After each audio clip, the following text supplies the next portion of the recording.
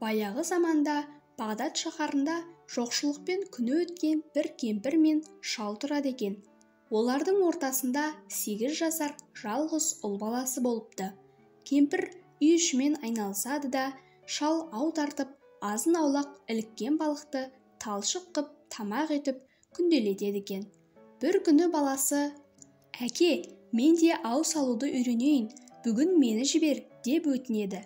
Шал мен кемпір жалғызы әлде қалай суға түсіп кете ме деген қауіппен рұқсат етпесе де, бала жылап еңіреп қоймаған соң барсаң бар дейді. Бала қуанып кетеді. Кешкісін құрған ауына ертесімен барып қараса, бір алтын балық оралып тұрады. Бала қуанғанына не істерін білмейді. Үйге жеткенше жүгіреді. Баласының алтын балық әкелгенін көргенде, қуанған кемпір мен шал тұра жүгірісіп, бір-біріне соғылысып құлап та қалады. Шал балықты алып шаһардың патшасына жүгіреді. Патша сарайының күзетшілері оны сарайға кіргізбей әуре жасайды. Ақырында патшаға тарту етіп алтын балық әкеледі дегенді естіп, кіруге патша өзі рұқсат береді. Балықты көрген патша шалға: «Сен өміріңде алтын балық ұстап көрген жоқ едің. Мынаны кім ұстады?» деп сұрайды. Шал: «Кішкентай ұлым ұстады» деп жауап береді. Онда сол баланы жібер маған деп шалды үйіне қайтарады. Бала келген соң патша оған көп алтын береді. Бала үйіне қуанып қайтады. Оны естіген патша санаттары күншілік етеді. Олар патшаны былай деп азғырады: «Бұл алтын балық жалғыз болмау керек, оның жұбайын таптырып алыңыз балаға» дейді. Патша санаттарының айтқан ұсынысын қабыл алады. Баланы шақырып алып, «Бұл балықтың жұбайын тауып әкел» деп бұйырады. Сау басына сақина тілеп алған бала үйіне жылап келеді. Патшаның бұйрығын айтады. Әке-шешесі де қатты қиналады. Содан бала тағы да ау құрады. Ауына барса, тағы да алтын балық ілігіп жатыр екен. Балықты алып, тағы да патшаға апарып тартады. Патша қатты разы болғандықтан көп алтын қазына береді және кемпір мен шалға жақсы сарай салдырып береді. Бұрын бөлмесінің күнін кешкен шалдың үйі қазір кең бөлмелері бар, дүние мүлкі мол, жақсы, сәулетті үйлердің қатарына кіреді. Мұны көрген патша санаттары өшпенділікті бұрынғыдан да күшейтеді. Олар енді баланы алысқа барса келместің жолына жіберудің айласын қарастырады. Олар патшаға келіп былай дейді: «Мәртебелі тақсыр, бұл бір тамаша іс болды. Тек бір келіспейтін жері, алтын балық жай суда өмір сүре алмайды. Оның дүниеде өзіне лайықты алтын суда болуға тиісті. Енді соны алдырыңыз» дейді. Аңқау патша оған да иланады. Баланы шақыртып алып, алтын су тауып әкелуге жұмсайды. «Орындамасаң дарға асып өлтіремін» дейді патша. Бала үйіне қатты қамығып келеді. Әкесі тағы не әмір етті патша деп сұрайды. Бала: «Алтын су тауып әкел» деді деп жылайды. Кемпір мен шал мұны естігенде естерінен айырылады. Бір күні бала әке-шешесімен бақыл айтысып, алтын су іздеп алыс сапарға шығады. Ол неше орман, өзендерден өтіп, биік асулардан асып, елсіз, сусыз шөл далалар мен бет алды құла түспен жүре береді. Бір жерлерге келгенде қой баққан шалға кез болады. Қарияға сәлем беріп, қолын алады. Шал баладан жөн сұрайды.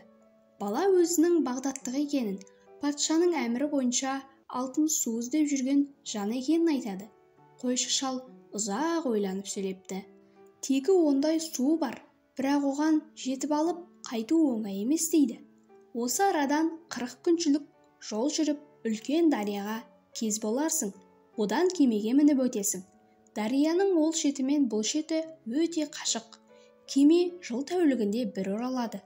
Кемеге бергі жағада болса тез өтесің, арғы жағада болса бір жыл күтуге тура келеді дейді. Қария сөзін жалғап, содан әрі тағы жүре бересің. Алдыңнан тас қорған көрінер. Ол көрінгеннен кейінде 10 тәулік жол жүресің. Оның биіктігі 40 кез дейді айтушылар. Оны қыз патшасы билеп тұрады. Оның халқы да әйелден болса керек. Тұрғындары адам перісі дейді. Міне, осы шаһардың ішінде алтын сулы көл бар дегенді естігенім бар. Шырағым дейді шал. Бала одан әріде ұзақ жүріп, қария айтқан дарияға келсе, керуен тиелген кеме жағадан жаңа ғана қозғалып барады екен. Жартастан секіріп, кемеге жетеді. Сәті болғанда кеменің дәл үстіне түседі. Теңізден өтіп шығып, неше тәулік жол жүргеннен кейін қыз патшасының тас қорғанына да жетеді. Бірақ қорғанның биіктігі сондай, оның басына шығу бұлай тұрсын, тіпті төбесіне қараудың өзі қауіпті болған екен. Бала қатты қамығып, зарлап жылайды. Дегенмен қарап жата алмайды. Қорғанның сыртын айналып жүре береді. Ақырында бір қорғанға жанай шыққан зәулім терекке кезігеді. Бала оның бойымен өрмелеп қорғанның басына шығады. Қорған іші бүкіл қала тамаша бір нұрлы сәулеге бөленіп көз тұндырып тұр екен. Бұл алтын судың сәулесі болар, деп ойлайды бала. Мұны көрген бала дәті шыдап аялдай алмай қорғаннан ішке қарай секіреді. Содан кейінгіні өзі де сезбейді. Бір уақытта көзін ашса, бір үйдің ішінде жатыр екен. Үй ішіне көз салып қараса, тамаша, әрі көрікті үй екен. Ешбір жан сезілмейді. Бір уақытта есіктен бойжеткен қыз кіреді. Қыздан бала сұрай бастайды. Мен қайда жатырмын? Сен қорғанның ішінде, мүшкіл халде жатқан жеріңнен осы үйге алып келдім. Бүгін 3-ші күн, сен маған өз жайыңды баян етші, дейді қыз. Мен Бағдаттан келемін, алтын су іздеп жүрмін, дейді бала. Сенің іздеген суың осында бар, бірақ бұл жер сен үшін өте қауіпті, дейді қыз. Мұнда, дейді ол, адам перісінің уалаяты тұрады. Патшамыз Қорлығайым деген қыз. Оның халқы да бір өңкей әйелдер. Еркек адам атымен болмайды. Егерде ер адам мұнда кезіксе, өлтіреді. Мен саған шынымды айтсам, өзім бұл араның адамы емеспін. Тегі сол өзің айтқан Бағдат шаһарынан болуым керек. Олай дейтінім, дейді қыз, патшамыздың маған әй Бағдат қызы деп шақырғаны әлі есімде қалыпты. Мені осында жас кезімде көтеріп алып келсе керек. Сондықтан, дейді қыз, осы мен тұрған үйде көрінбей тұра бер. Білсе, сені де, мені де жоқ қылады. Сонымен бала көрінбестен қызбен бірге бірі апа, бірі іні есебінде тұра береді. Әлгі Бағдат қызы патшаның аспазшысы екен. Ол күн сайын түрлі жемістерден, басқа да әртүрлі тәтті өсімдіктерден тамақ жасап беріп тұрады екен. Алайда тағамға тұз салу дегенді білмейді екен. Бір күні бала қалтасының түбінде жүрген бір кесек тұзды қазанға тастап жібереді. Сол күні асын ішкеннен кейін Қорлығайым аспазшы қызды шақырып алып, бүгінгі асты кім пісірді, дейді. Аспазшы қыз бүгінгі тамағының ас адамды екендігін өзі де сезген болатын. Сондықтан ол былай деп жауап береді. Тағзыр патшам, мен сізге нағыз шынымды айтайын. Бұдан 15 жыл бұрын мен еш адамға қатыссыз жүкті болып бір қыз тудым. Сол қызым қазір 15 жасқа жетті. Бүгінгі асты пісірген сол, дейді. Патша өзінің санаттарын жиып алып, қазір шаһардың халқын түгел алтын көлдің жағасына сапқа тұрғызыңдар, деп бұйырады. Әлгі аспазшы қыз да баланы қыздарша киіндіріп жиынға алып барады. Халық жиналып болған соң, дереу шешініп суға түсуге тәртіп беріледі. Сол уақытта баланың ел екені анықталады да, бір санатына патша баланың басын кесуге бұйырады. Баланың басын алмақшы болған патша санаты баланың көрікті жүзінен есі ауып құлайды. Екінші санаты да оның аяғын құшады. Бұған ашу шақырған патша балаға қылышын алып өзі ұмтылады. О да есі ауысып құлайды. Есін жиып Қорлығайым патша халқын таратады да баланы өз сарайына енгізуге бұйырады. Сарайға келгесін қыз патша балаға айтады. Менің саған ықыласым түсті, сондықтан өлтірмедім. Ықтияр болсаң, саған тиемін және тағымды беремін, дейді. Қорлығайым: қарсылығым жоқ, дейді бала.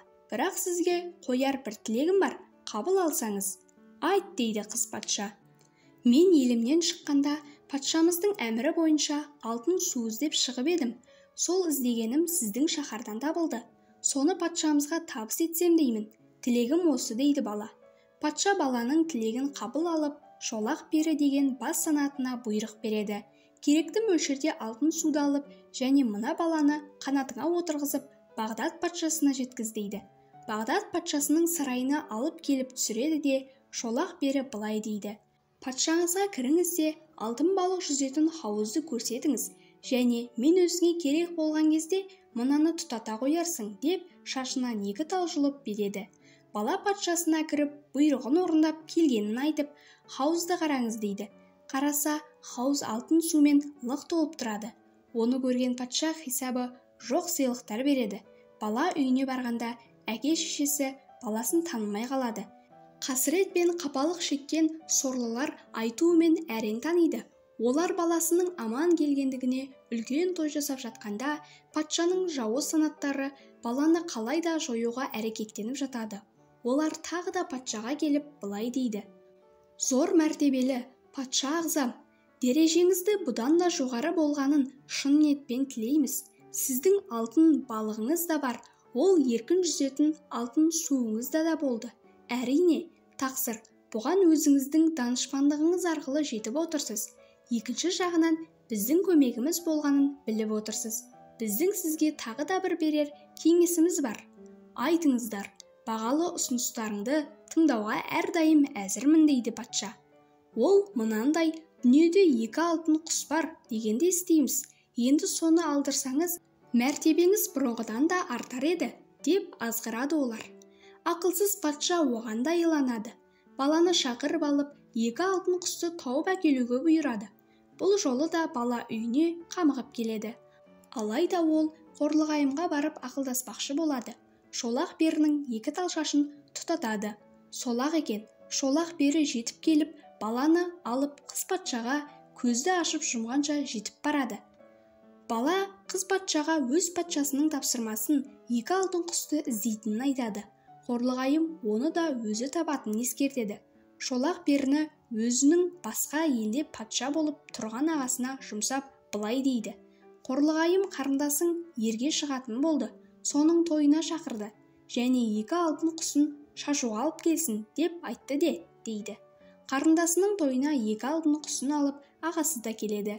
Сөйтіп Қорлығайымның 30 күн ойыны, 40 күн тойы өткесін 2 алтын құсты алып, бала Шолақ перінің қанатына мініп еліне келеді.